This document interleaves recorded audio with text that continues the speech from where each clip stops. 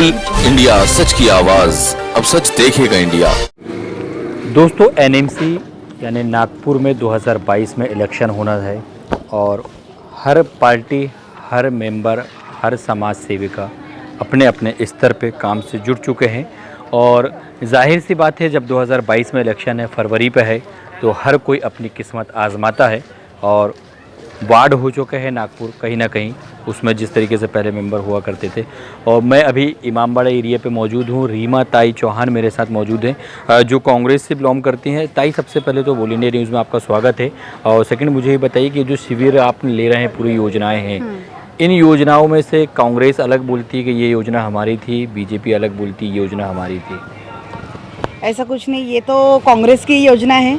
और सबसे पहले तो कांग्रेस के पदाधिकारी ने ये योजना रवाए थे और ये कांग्रेस का ही है, ये कोई बीजेपी का नहीं है। बीजेपी का तो ऐसा भी है कि घर घर में लोग तरस गए खाने के लिए, बेरोजगारी बढ़ गई। तो शासकीय तरफ धानी का है उनका, सिर्फ बड़े बड़े बैनर बना दिए और होल्डिंग बना दिए और बस है, और कुछ नहीं उनका काम। तो बैनर होर्डिंग तो आपने भी बनाया है, लेकिन ज़मीनी स्तर पे क्या वर्क चालू है आपका?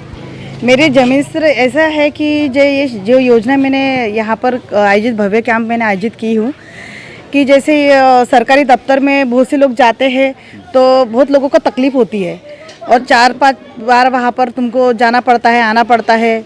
और इसलिए यहाँ पर ज़मीन से लोग जुड़े लोग हैं, तो मैंने यहाँ पर ऐसा भव्य कैंप आयोजित की कि जो लोगों को तकलीफ़ ना हो और घर के लोग बाहर निकले और अपना काम पूरा करके जाए। और बहुत से लोगों ने यहाँ पर अपना लाभ उठाया है। इसके अलावा फ्यूचर प्लान और आपके क्या है, किस तरीके से और आप शिविर लेने वाले हैं अपने इलाके पे, क्या क्या सुविधाएं यहाँ लाने वाले हैं एनएमसी नागपुर से निकालकर? ये तो एनएमसी के शासकीय योजना है और मैं ये पहली बार नहीं, ये हमेशा मैं यहाँ पर योजना देती हूँ, ये पहली बार नहीं है। और मेरा अभी ये जो जनसंपर्क कार्यालय है, अभी 1.5 साल हो गए पूरे कंप्लीट, और यहाँ पर कंटिन्यू आयोजित होते हैं कार्यक्रम छोटे मोटे। अभी जैसे अभी संक्रांत गई पिछली बार, तो बहुत सा मैंने बड़ा प्रोग्राम ली थी।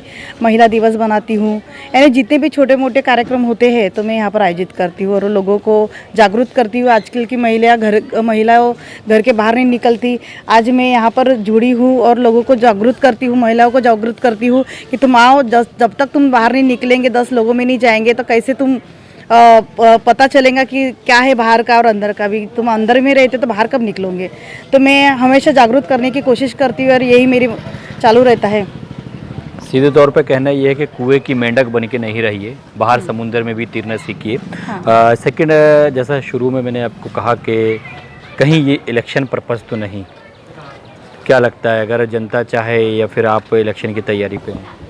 नहीं, इलेक्शन की तो तैयारी मेरी नहीं है, मैं तो बहुत ज़मीन से जुड़ी हूँ। और अभी लोगों को, जैसे हमारा वार्ड है ना प्रभाग, इन लोग अभी 4 साल 4.5 साल कंप्लीट हो गए हैं, लेकिन हमारे नगर सेवक अभी तक यह एरिया में नहीं आए और बहुत से लोगों की कंप्लेंट्स आती है। जाना चाहिए था।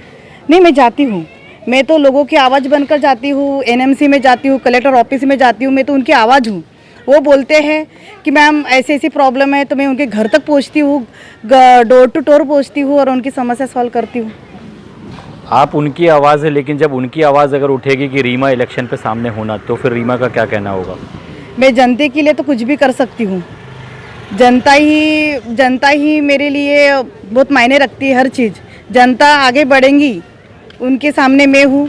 अभी आपने जैसा कहा कि मैं जनता की आवाज़ बनती हूँ, हर जगह जाती हूँ, कलेक्टर ऑफिस आप जाते हैं, एनएमसी आप जाते हैं, तो क्या लगता है अभी जिस तरीके से बीजेपी एनएमसी पे है, एनएमसी ने कुछ आपकी आवाज़ सुना, या फिर कलेक्टर ऑफिस अगर जाते हैं तो वहाँ कुछ आवाज़ सुनी जाती है? नहीं, सुनी तो जाती है, लेकिन उसमें प्रतिक्रिया कुछ नहीं रहती है कि मैडम आज करा देंगे, कल करा देंगे आप। मैं तो एनएमसी वाले को, कलेक्टर ऑफिस को यही बोलना चाहती हूँ कि आज हमारे वार्ड में आके देखिए और थोड़ा सा घर घर तक जाके देखिए कि वो लोग कितनी प्रॉब्लम्स में रहते हैं। मच्छर से लेके आज कोरोना जैसे ये चल रही है, तो कोरोना की वजह से बहुत बीमारियाँ बढ़ गई है और डेंगू मलेरिया भी बढ़ गया है, बहुत से लोग बीमार पड़ चुके हैं। तो यही मैं एनएमसी को कहना चाहती हूँ कि आप थोड़ा सा हमारे वार्ड में आओ और थोड़ा सा देखो कि लोग की प्रतिक्रिया क्या है, कैसे लोग अपने जीवन बिता रहे हैं यहाँ के लोग। भी है बिल्कुल सामने, कदम से कदम मिलाकर रीमा ताई आप लोगों के साथ चलने को रेडी हैं। बशर्त ये है कि जो काम होता है, जो नेता और आश्वासन देते हैं वो आश्वासन नहीं होना। कैमरामैन रिजवान आलम के साथ सलीम रहमान, नागपुर।